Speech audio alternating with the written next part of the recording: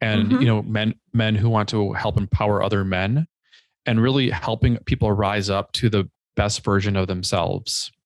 That's a lot of my friends are working on stuff like that. And when it comes to where... Hi, my name is Yana. Thank you for watching. This episode starts with an audio introduction and continues with the video content. So remember to watch it until the end. And subscribe to this channel, leave a comment, share with friends. Thank you for being here and listening to Timeless Teachings. Welcome to the Timeless Teachings podcast and Timeless Teachings YouTube channel. My name is Yana, and I'm your guide into the world of mysticism, spirituality, and consciousness in a practical and down-to-earth way. Here we have open and honest conversations with teachers, leaders, influencers, and simply ordinary people from all over the world about subjects that matter for our mind, body, and soul. It is all about weaving the sacred, the soulful, and the ordinary into our everyday life. Today, we'll be looking at the world through the eyes of a poet, meme artist, and an author, James McCrae. James is a popular voice on social media through his Instagram accounts, Words Are Vibrations and Homesick Alien Club. He's the author of 2 books, Shit Your Ego Says, an autobiographical guidebook for quietening negative self-talk and reconnecting with intuition. And second book, How to Laugh in Ironic Amusement During Your Existential Crisis, a book of poetry and memes about leaving your comfort zone to embrace the unknown. Let's welcome James. Hi, James. Hey, what's up? So incredible that you are here. I'm so thrilled. I can't even, begin to tell you. I have been following you on Instagram, I feel like for ages. And I don't even know how many times you made me laugh. And this is just such an incredible way to start the day. So thank you for doing what you are doing. And thank you for agreeing to be on Timeless Teachings. The pleasure is all mine. I'm so happy to be here. And I would like to start our conversation today with you reading a poem, which is called Field Notes from the Alien. And I know I have heard it already on Instagram at some point. However, our listeners might have not. So Let's do this. And I believe it's the book you just published just a few months ago, right? How to Laugh in Ironic Amusement During Your Existential Crisis, which is pandemic for many. So it's perfect. Exactly. Yeah, I just published this book. It's a collection of poetry and memes. It's the first book of published memes. And it's really inspired by the craziness of the world today, in 2021 and 2022. And the title is How to Laugh in Ironic Amusement During Your Existential Crisis. And so I'll start by reading a poem. And like you said, this is called Field Notes from an Alien. So it's kind of like from the perspective of an alien visiting Earth. So here we go. Hello, it's me, Ishu, from the Sirius galaxy. I have successfully landed on Earth and infiltrated human civilization. It wasn't hard. The people on this planet were far too preoccupied with petty anxieties and social disagreements to notice. Plus, they only believe what their strangely powerful centralized institutions, known as media and government, tell them to believe, instead of trusting the instinct of their all-knowing hearts. The planet itself isn't so bad. It would be lovely if not for the trash. It seems the people's disorganized thoughts and emotions have manifested outwardly as social unrest and environmental crisis. I would recommend a collective parasite cleanse, inside and out. These humans confuse me. Their reactionary and combustible interpersonal relationships, which value personal ego validation above collective harmony, are not helping them. They don't seem to understand that they are all part of the same organism, and separation from the other represents separation from the realized self. They dedicate their time and energy in strange ways, doing things they'd rather not do, merely to meet the expectations of their peers and prop up the very system that requires them to do so, a trauma bond with their own society. To relax, they stare at television altars to marvel at the scripted misery of others, or lazily gaze at athletic reenactments of war. And they wonder why their nervous systems are in a state of perpetual crisis.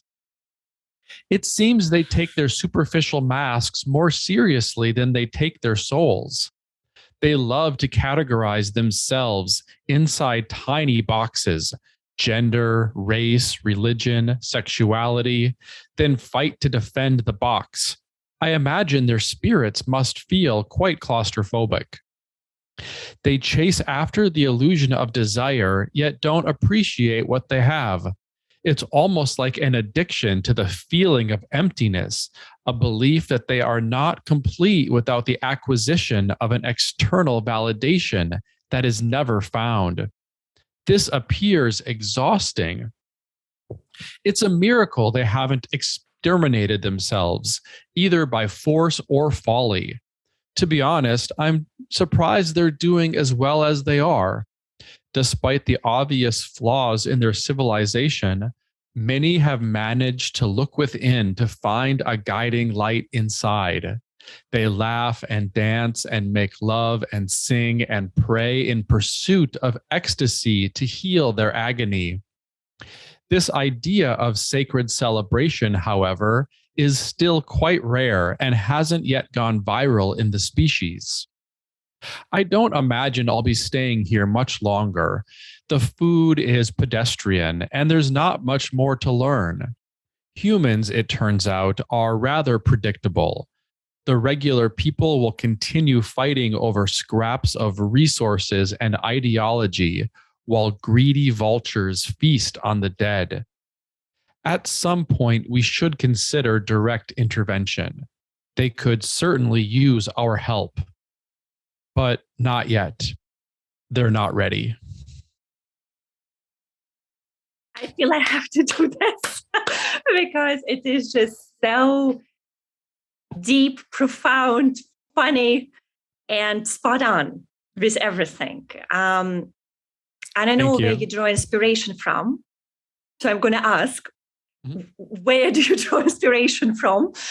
And how do you come up with consistently with such incredible art and creativity?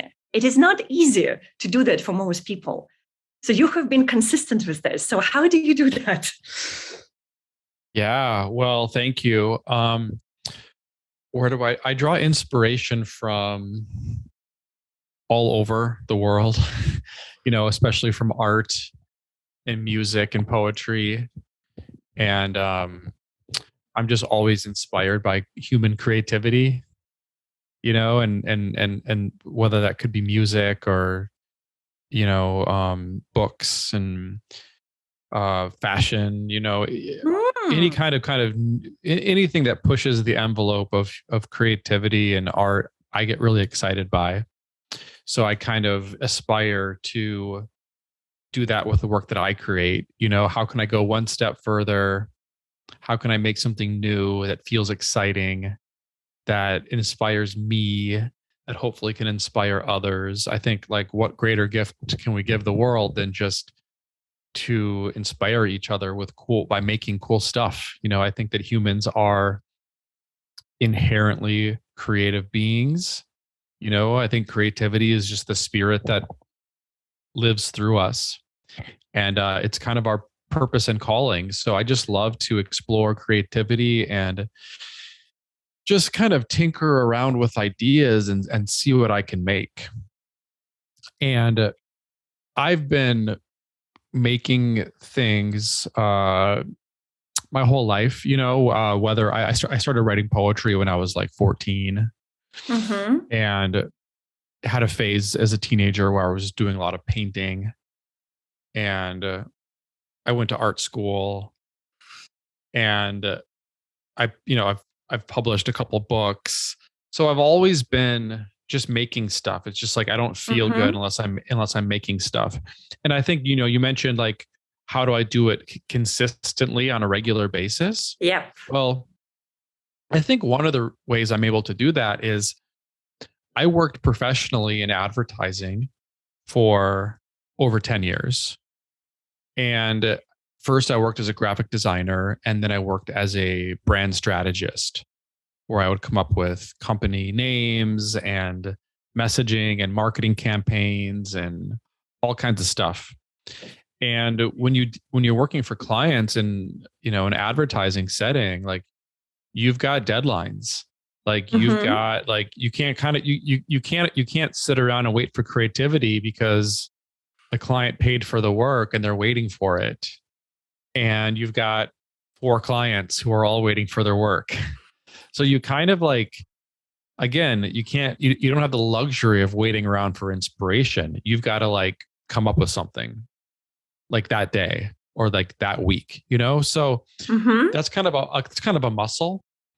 And so I have that kind of like that ingrained in my system, as well as I just love what I'm doing now. I love making memes. I love writing poetry. It's my favorite thing. So for me, it's not, there's no pressure. It's just like, I really like doing it. So I show up every morning to create and see what comes out. And yeah, it's really my favorite thing to do. So it's actually pretty easy. I feel you said something actually really, really important also at the very beginning. You said that your memes and your art inspires you first. And probably only the pieces that inspire you truly, I would assume those are the ones that you share with other people. And I feel that, because it inspires you personally first, everyone else loves it. So you're not actually creating it for other people. You're creating it for your own soul. And because you believe in it so much, then people believe in it so much, which I find really wonderful how you do that. Yeah. I'm like fairly critical of art. Like I'll scroll through Instagram and like, if I see like memes that I'm kind of while I'm scrolling, it takes me like a fraction of a second to know if I want to stop and like to look at it. Like I evaluate things very quickly, and I just get really bored by, bad art. And that's not to say like there's art is like objectively good or bad. Like it's a matter of subjective taste, but I know whether or not I like something pretty much right away, and whether an idea feels new to me or whether an idea feels old and boring or half baked. So yeah, I guess so if an idea bores me, then I'm not going to put it out there. Like I always like, okay, I might have an idea, and if it's boring, I'll either ignore it or else I'll think of how can I make this more interesting, and then I'll try to push it a little bit further, just so it is something that I've never seen before. So you see, that's again, so your inner compass is your own perfectionism, pretty much. Your inner compass is, if you were scrolling the feed and it was someone else's creation, would you actually look at it? And I guess unless yes, you don't post it. So maybe that's why every piece that you produce is so brilliant, because you are very critical of this, sort of with yourself. I'm not going to go into whether it's good or bad. It's just the fact, right? This is just how you do that. Yeah, it's true. It's perfectionism in a way, but at the same time, I know that there's no art is perfect, and perfection isn't my goal. It's more just like what I find interesting, and memes are kind of they're kind of sloppy in terms of the design sometimes, and they're not perfect in the way that like a Da Vinci painting is perfect. They're kind of just like random and a little bit messy. So like, I bet that Da Vinci thought his paintings are not perfect. Yeah, it could be. It could be. I'm just careful about the word perfectionism because I just want to, like, I don't think any art is perfect. I don't think perfection is the goal, but you're right in that I do. If I'm not interested in excited about something that I make, then I don't make it because I want to just like really, I have high standards in terms of the work that I like. Mm-hmm. So I just try to make work that I like and that I find just interesting in some way. Well, thank you for sharing that. And I know that, I mean, right now, there are a lot of people who love your work and who follow you and interact, and it just seems to be going amazing. And so my question is, how did you end up doing memes, James? So how did it start? Yeah. Well, I had an Instagram for a long time, like most people do. Mm-hmm.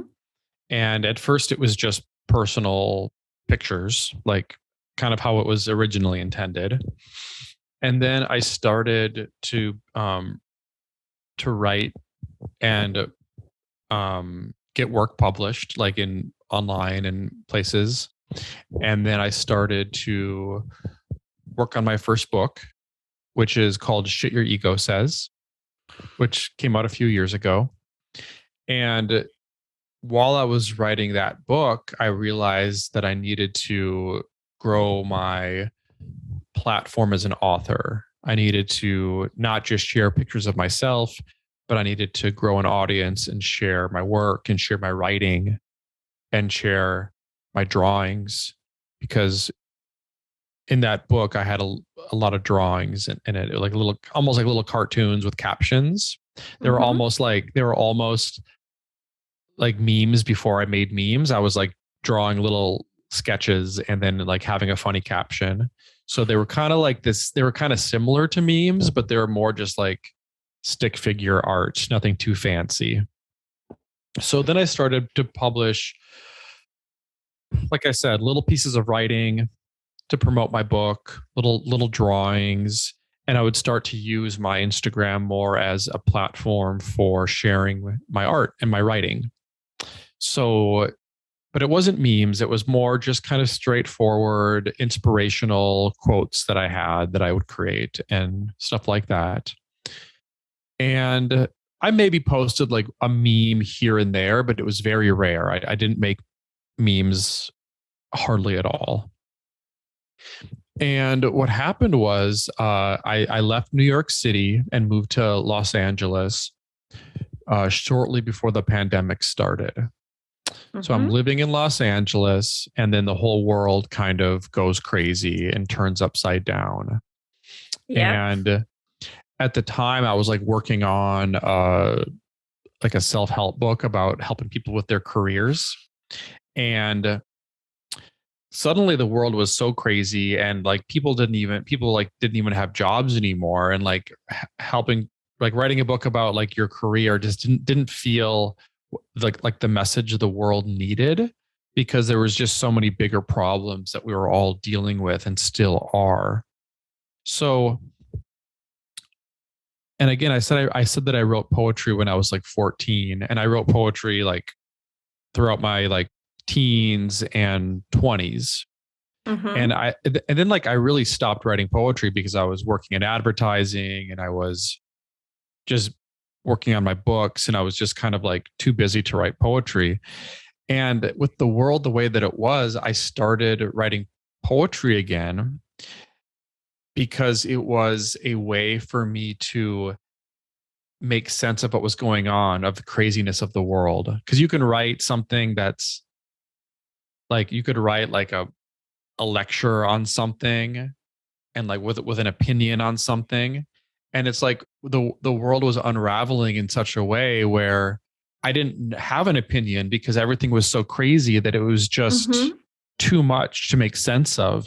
So in poetry, I found the language to use nuance and subtlety to kind of express multiple points of views at once. And that's kind of when I started making memes as well, because similar to poetry, memes allow an artist to I guess just to reflect the absurdity of the world in a way that other art forms don't. Right? Like you could write an essay. You could write an essay on a topic, and it might like resonate with a couple people. But if you make a meme with that same idea, it can just impact people immediately because they feel in their gut, and there's a visceral reaction to the image and the combination of the word and the image. So I get similar to my poetry. I started making memes to reflect the absurdity of the world in a way that wasn't taking a side, but was just kind of emotionally experiencing everything and just kind of dealing with the state of the world. And I just kind of never stopped. And, my background is both as a visual artist and as a writer. So for me, memes are the perfect combination because there's a visual element and there's a writing element. So for me, it's just very natural to work in both of those worlds. And it's a lot of fun, it's I think it's a new art form. It's a new form of it's a new form of poetry or art or writing. And for me, it's fun to play around with an art form that's so new. And, it just also, as you said, just with everything that has been happening in the last few years, right? So many people have been transitioning professionally, and suddenly whatever they were doing for years, they just opened their eyes, and not even going to use words like awakening and stuff, whatever it is for them, they just realize that it's not maybe what they want to do and they want to do something else.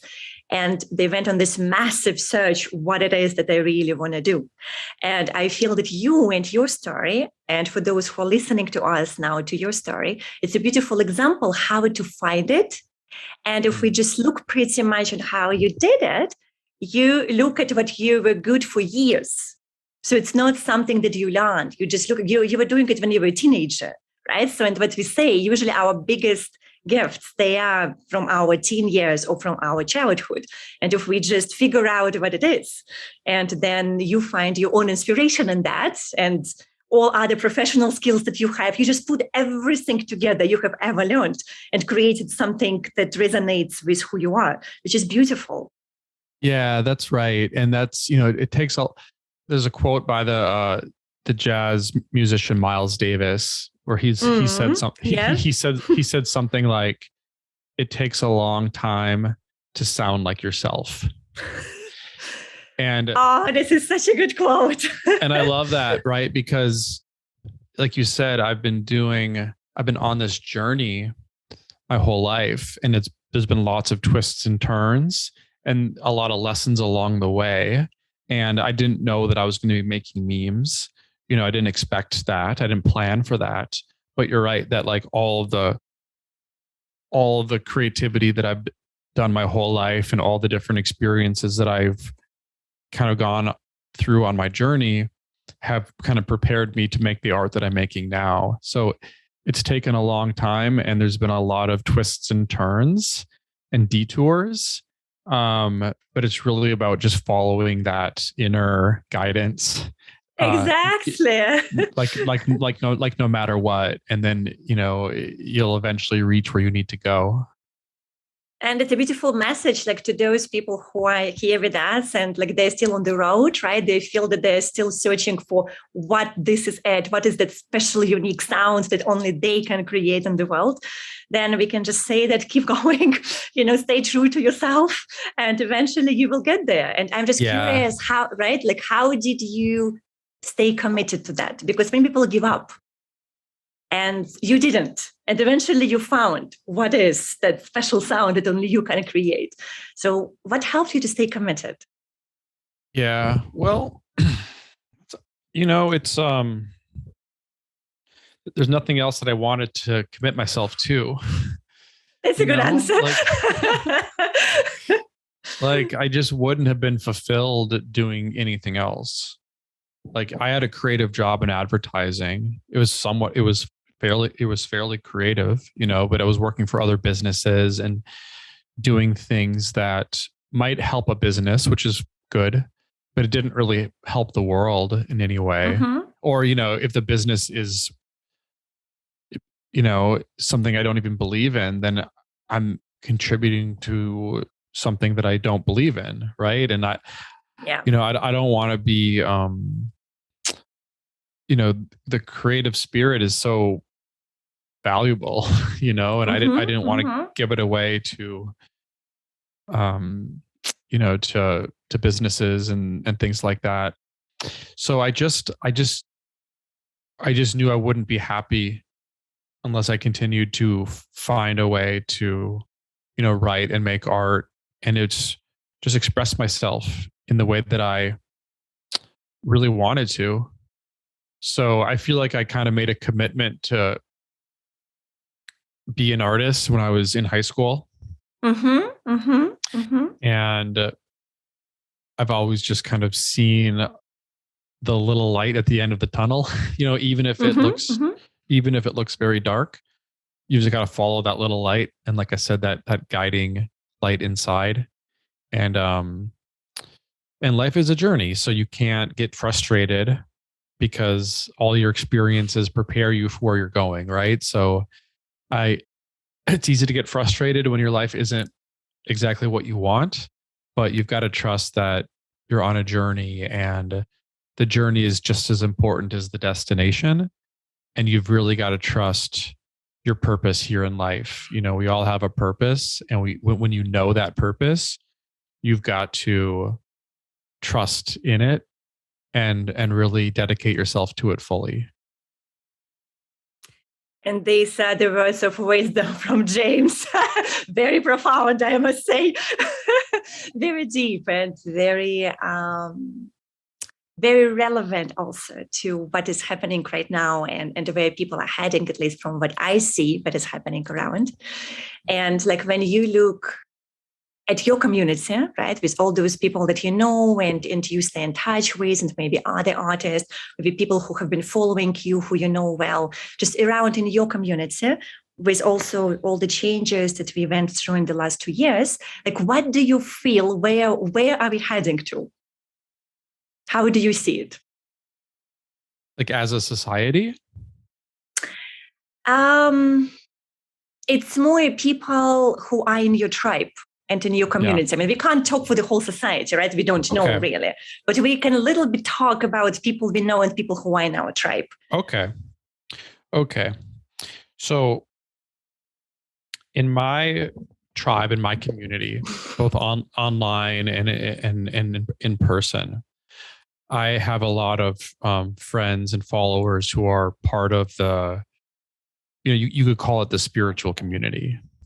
Yeah. Or the consciousness community, right? These are people who, and I'm part of that, but I'm a little bit adjacent to that. I'm kind of an artist, and I believe in spiritual principles, but I'm not exactly, a super spiritual person in terms of, in so much as that word is sometimes used. But so what I'm seeing is, and these are people who, you could say like, this is, I don't mean this literally, but it's like, these are people who like broke out of the matrix, so to speak, and that just means like the society, the capitalistic society of like getting a job that you don't like, and like just going through the motions of what our social conditioning tells us to do.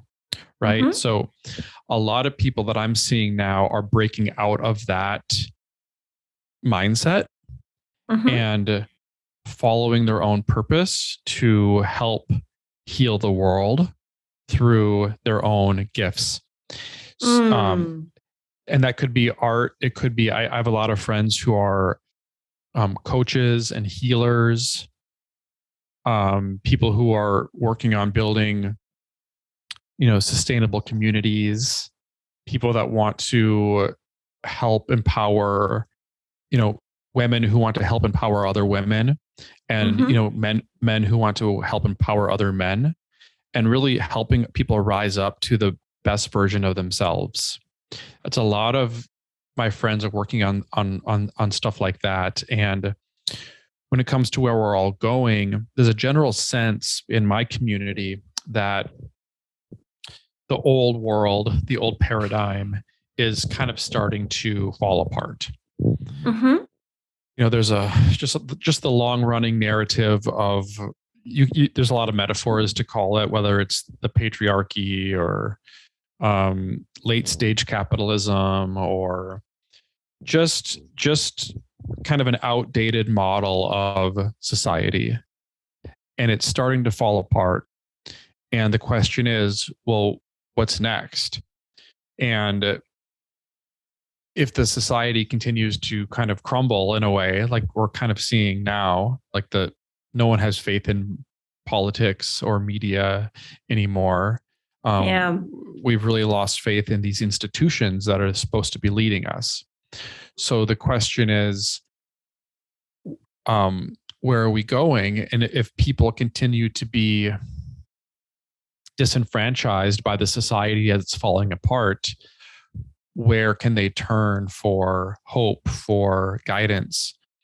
And I know a lot of people who are kind of preparing themselves to be, to help transition that old dying world into a new, more sustainable world for the future. Mm-hmm. And I have a lot of friends who are trying to just lay the groundwork for that so-called new earth. Mm-hmm. And help to transition people from the old world to the new world. And that's one reason I can be optimistic during all the chaos, because I see the seeds being planted for a better world. So it's not going to be a comfortable process for everyone, and it's not going to be an immediate process. To transition an entire world is going to take some time, but I do know that there's a lot of people that are planting the seeds to just prepare a better, more fair, inclusive and loving and compassionate world. And as we are heading into that, which I personally also strongly believe, and it's the same what I see in my tribe and in my community, but I think that's why we are talking, right? So as we are heading into this direction, my question for you, and maybe you haven't thought about it, so maybe I'm just putting you here on the spot, so I apologize for that, okay? So, but I'm still going to ask. So my question for you then, how do you see your own role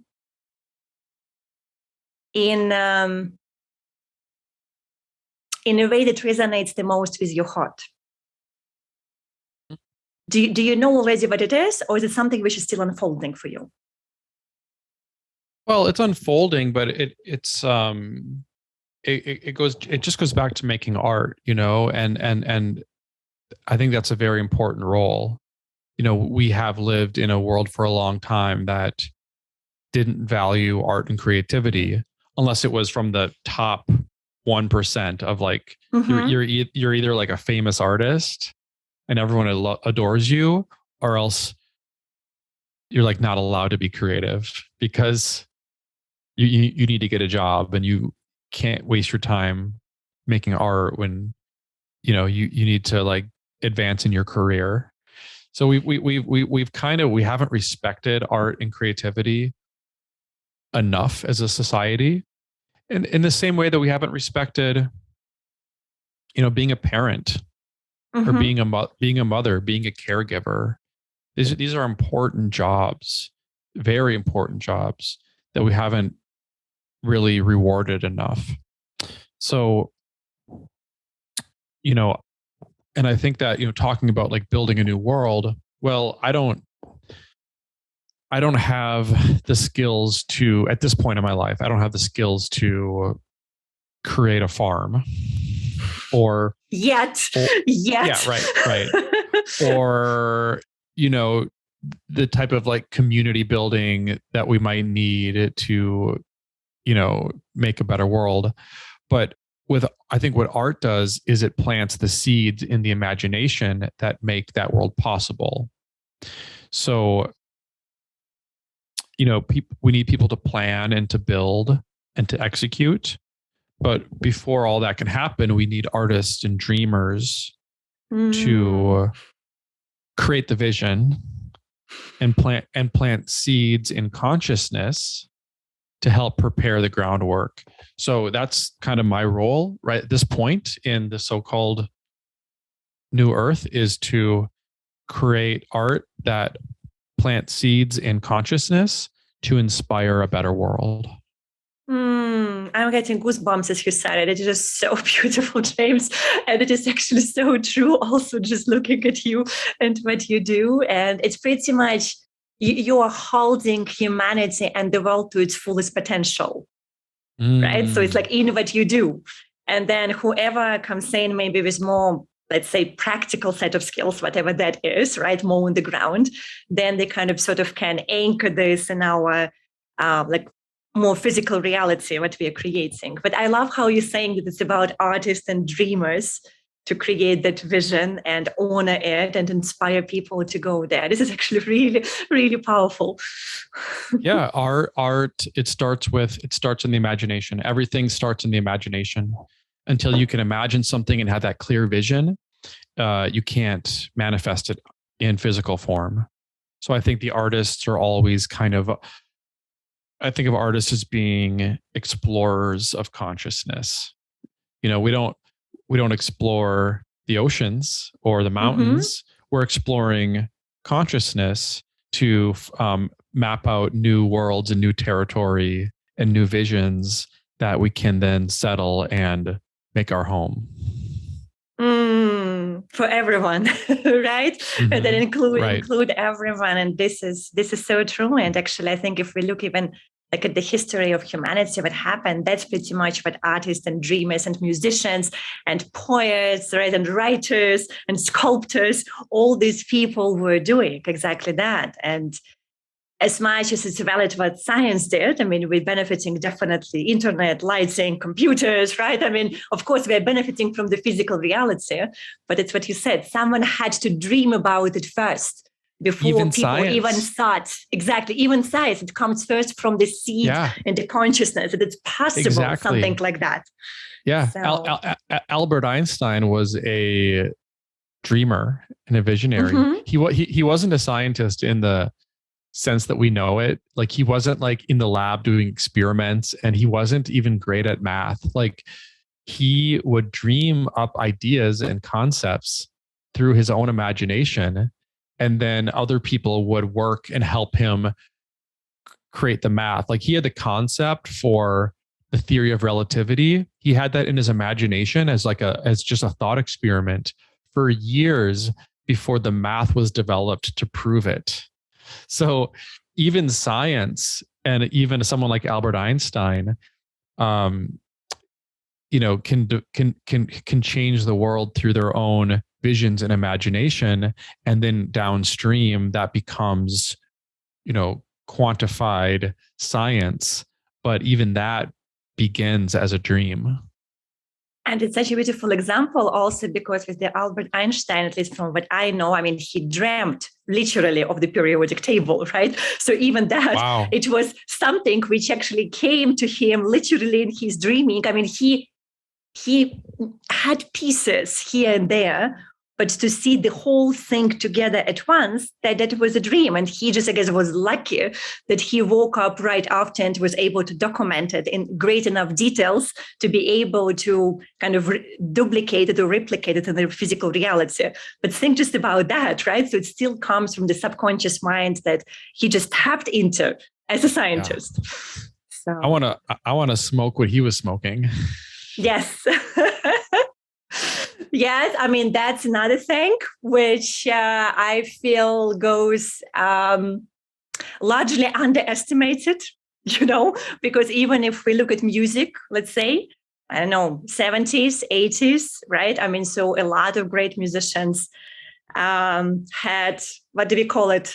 Altered states of consciousness, one way or another, that led them to creating masterpieces. Okay, I mean, people who are more pragmatic would say it also destroyed many of them, which is true. If you, if you don't have healthy boundaries, and if you don't have anchoring, then yes, you can lose yourself. At the same time, it can also really unleash creativity.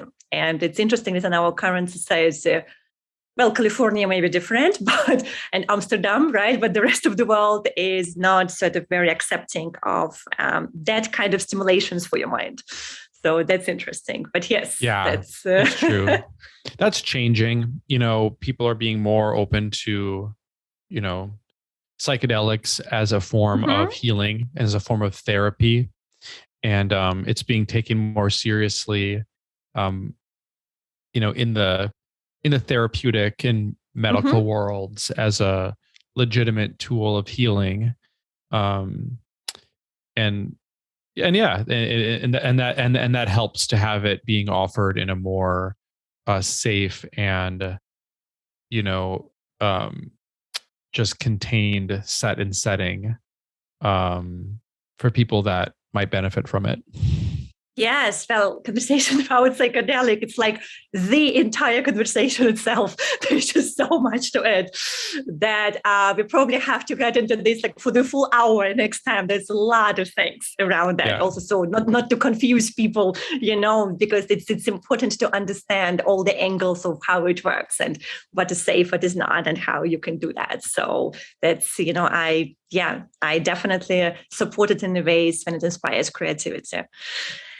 And I can just see that we are coming sort of to, I think, the time of our conversation today soon. And I just maybe want to ask the final question for today. Your advice, even though I don't like the word advice, I'm looking for a different word. A message, it's a better word. A message to people who are maybe right now in their 20s or like 15 to 20s, right? The so-called the young generation that's going to like finishing high school or going to be graduating from university soon, and they're going to become the next leaders and the next change makers. Like if you were to say something to them, what would that be? Yeah, well, everyone has their own calling and their own path. So it's hard to give like a blanket statement of advice to that generation, but it really comes down to doing what feels most natural to you, whatever that is. Like you might want to do a more traditional path and go to college and get a degree and go to law school, and maybe you want to become a lawyer.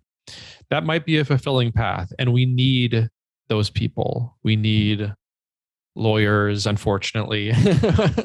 we need car mechanics. Like if you love cars and love working on cars, God bless you. We need people in all these roles. So it's really about finding the role that really resonates with your soul. And don't do something because you feel like you have to, or because you feel social pressure to become a doctor or a lawyer or whatever. You can follow your heart to take you where you need to go, whether that's creating art or music or being a healer or, making videos to inspire people. Like when you commit to following your heart's path, the road will open up for you if you're truly in alignment with your soul's journey. So that's the first thing, is just getting into alignment with what feels most natural. And that might not be evident right away. You might not know. Well, then it's about just going forward as best you can and putting one foot in front of the other in a way that feels good to you and that feels authentic, and just finding the way as you go. You don't have to have it all figured out now. You definitely don't have it all figured out now, and you won't, but it's just about finding that momentum and that direction that feels most natural to your soul, and then just staying on that path, with commitment and devotion, and make fulfilling your soul's purpose to be the priority of your life. And you'll find the way as you go, even though it's not self-evident at this point. Thank you so much, James. It was truly a pleasure to spend this time with you and be in your presence and have this conversation. And thank you for all your wisdom and for your jokes. And I'm so looking forward to seeing more of the memes and get the book, which I haven't yet. So now I definitely will. And encouraging also everyone else to do. We will provide all the links in the description of the video or of the podcast, so you can connect with James and order the book and find him on Instagram, right? So we do all of that. And I'm going to be back next time. So thank you for being here. Thank you so much. The pleasure was all mine. Wow, thank you for listening and thank you for watching. Timeless Teachings Podcast and Timeless Teachings YouTube channel are the online platforms for raw, real, and unfiltered conversations about spirituality, mysticism, and consciousness in a practical and down-to-earth way.